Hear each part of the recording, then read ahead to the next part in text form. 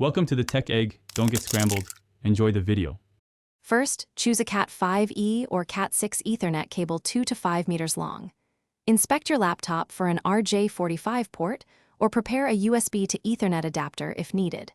Confirm your router or modem is powered and has an active internet light. Keep your network username and password nearby if required for router login. Close background apps to speed initial configuration and testing. Make sure your cable is not coiled tightly to avoid signal interference. Start by inserting the Ethernet cable firmly into the laptop RJ45 port. Use a USB to Ethernet adapter if your laptop lacks an RJ45 connector. Then plug the cable into any router LAN port labeled 1 through 4.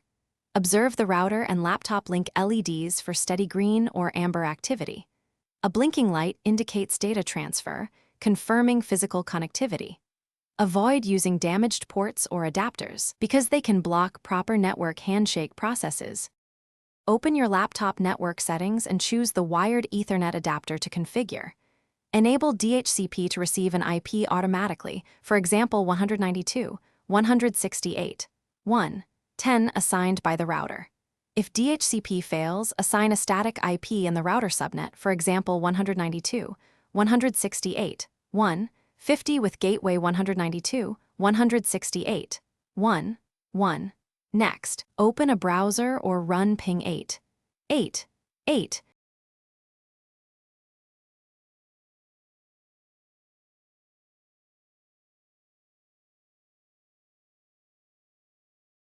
Thanks for watching. Consider subscribing if I helped unscramble your problems.